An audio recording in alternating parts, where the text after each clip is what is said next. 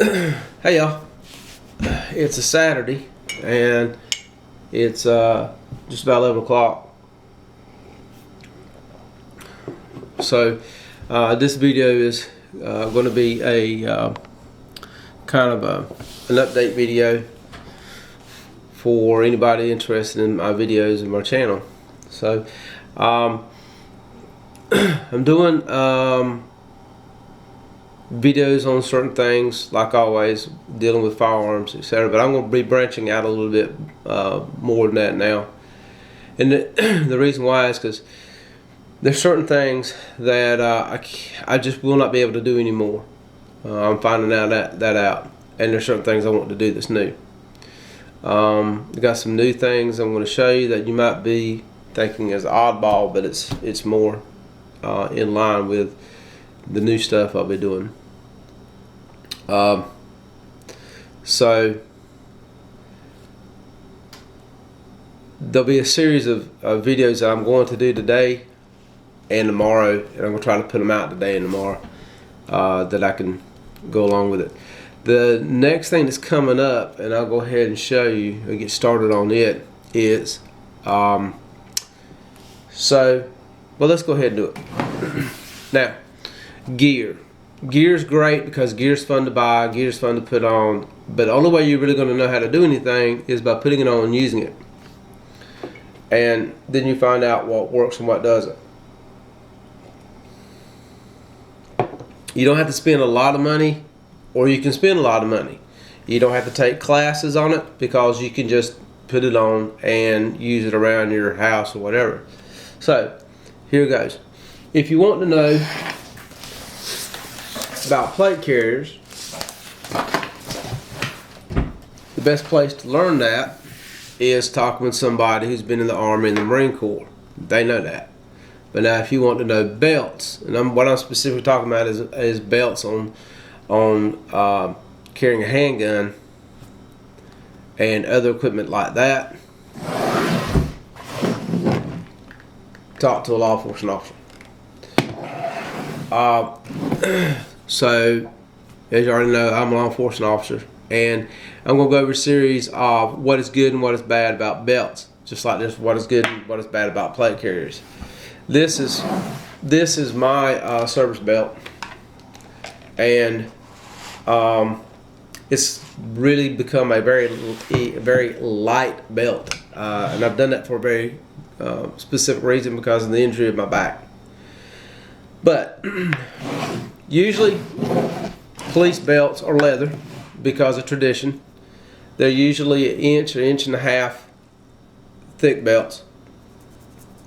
I don't see a lot of people wearing actual web belts for law enforcement, which is a part of this topic too.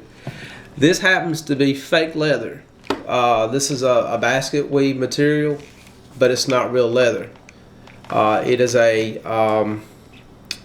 I don't know what the heck you would call this, but it's kind of like a webbing belt, but it makes the belt lighter. One of the negatives to a belt is how much damage it'll do to your back.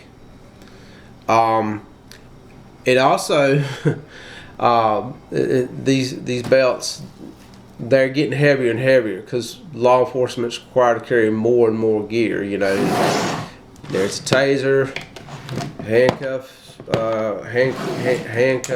You got your pistol with now. You know, everybody I see now, majority is carrying a duty light of some type. Then there's a secondary light source, and there's your radio, gloves. You got your magazine pouches, either 1, 2, or some or some might be 2 mag and 1 rifle. Okay, which my rifle, my rifle magazine pouch I don't have on here. So it's getting heavier and heavier. When you add all that up, you could be carrying over 30 pounds. Over 30 pounds around your waist. Now, there's a few things that will do. It can give you permanent nerve damage. Your sciatic nerve can get pinched. Mine is. Hello. You can have depending on your bone structure, your hips, it will actually give you micro fractures in your bones, in your hips. And the only way you're going to fix that is take everything off and never wear it. Just, you're going to have to go for a period of time and let your body re-heal itself. So, the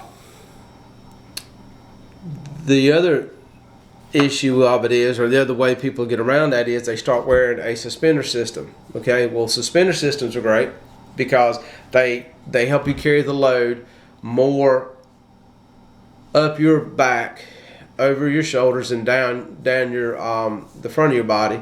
So you've got this weight kind of being distributed through the whole trunk of the body, which is pretty cool, right? But you still, that's where the weight is. So that's the negatives. The positives to a belt is everything's where it needs to be. And unless you're one of these people who's trained a lot, where you're dealing with plate carriers and chest rigs, you'll never be as fast as grabbing something from your waistline than you will coming up here and grabbing something out to do something. And I'm referring to a magazine for a rifle or whatever. You'll never be as fast. Another thing too is everyone wears a belt to hold your pants up, so it's a normal thing. But now when you have a belt